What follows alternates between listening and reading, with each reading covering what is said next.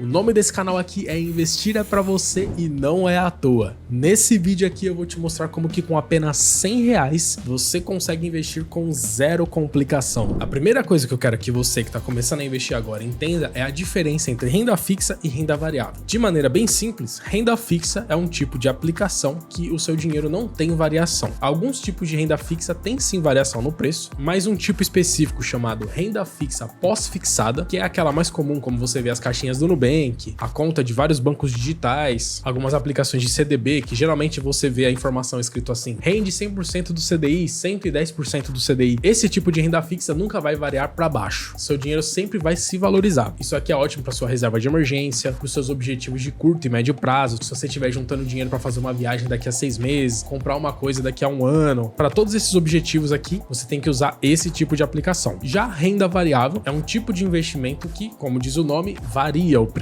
Ou seja, se você ir lá e comprar uma ação de uma empresa, pode ser que daqui a alguns meses você tenha menos dinheiro do que você colocou, mas a expectativa de retorno de uma aplicação dessa é maior do que da renda fixa. Então, esse tipo de aplicação aqui, você só usa para o longo prazo, nunca para um objetivo de 1, 2, 3 anos. É sempre para prazos maiores, de 10 anos para mais. Então, essa aqui é a diferença entre renda fixa e renda variável. Então, agora eu vou te falar sobre investimentos que você consegue investir com pouco dinheiro em várias classes de ativos diferentes, ou seja, renda fixa e alguns tipos de renda variável. Só lembrando que nada que eu te mostrar aqui é uma recomendação de investimento. Eu tô apenas te mostrando exemplos de investimentos para que você possa estudar sobre eles e então tomar a sua decisão se você quer investir ou não. Beleza? Então vamos começar exatamente pela renda fixa. E não é por acaso que eu coloquei a renda fixa aqui em primeiro, porque a renda fixa, como eu expliquei para você no início do vídeo, ela é a ideal para você construir a sua reserva de emergência. E não é recomendável que você invista em renda variável antes de ter a sua reserva de emergência. E como eu te expliquei, a reserva de emergência você sempre vai fazer na renda fixa, em uma aplicação pós-fixada que nunca vai variar para baixo. E essa é a mais acessível de todas. Tem lá a caixinha do Nubank, tem várias contas de bancos digitais, como Mercado Pago, Recarga Pay e vários outros. Mas a que eu vou te apresentar nesse vídeo aqui é uma que eu gosto bastante, que é o CDB de liquidez diária do Sofisa Direto. Eu tô aqui com o aplicativo do Sofisa Direto aberto e olha só que legal. Quando eu clico aqui em investir, ele me mostra vários tipos de investimentos aqui. E o primeiro eles colocaram exatamente a renda fixa, do jeito que eu tô te falando aqui. E aí você clicando, vão ter vários CDBs. É um empréstimo que você faz para um banco. Toda renda fixa é um empréstimo. Então, se você investir no Tesouro Direto, você está emprestando dinheiro para o governo e depois ele vai te devolver esse dinheiro com uma rentabilidade. Num CDB, você está emprestando dinheiro para um banco. Numa debenture, por exemplo, você está emprestando dinheiro para uma empresa. Então, nesse CDB específico aqui, você vai estar emprestando dinheiro para o Sofisa Direto, que é um banco super confiável. Você pode ler os comentários de qualquer vídeo falando sobre o Sofisa, você vai ver como as pessoas gostam do Sofisa. Eu não usava o Sofisa, eu passei a usar o Sofisa por causa dos comentários aqui dos vídeos, todo mundo falando, Daniel, fala do Sofisa, é um banco realmente confiável e que quem usa gosta. E uma das aplicações mais famosas aqui do Sofisa é exatamente esse CDB que eles colocam logo em primeiro aqui, porque realmente é a aplicação mais famosa deles, que é esse CDB que rende 110% do CDI, ou seja, ele é um CDB pós-fixado, como eu te falei aqui. E ele é famoso porque ele tem uma ótima rentabilidade, ó, 110% do CDI, em comparação, por exemplo, às caixinhas do Nubank que rendem 100% do CDI. E olha só que interessante, a aplicação mínima é apenas R$1. Então, se você nunca investiu, você pode começar hoje, abrir sua conta no Sofisa Direto e fazer essa aplicação aqui, emprestar dinheiro do Sofisa a partir de R$1. Ele já vai ter essa rentabilidade aqui de 110% do CDI. Mas como eu disse, é apenas uma sugestão. Você pode fazer essas aplicações em outros lugares aí que você conhece. Praticamente todo banco oferece uma aplicação como essa. Não vai render tanto quanto esse 110% do CDI aqui do Sofisa, mas pelo menos 100% do CDI você consegue muito fácil. Se você tá vendo esse vídeo aqui e tiver interesse em abrir a sua conta no Sofisa Direto, apesar desse aqui não ser um vídeo patrocinado por eles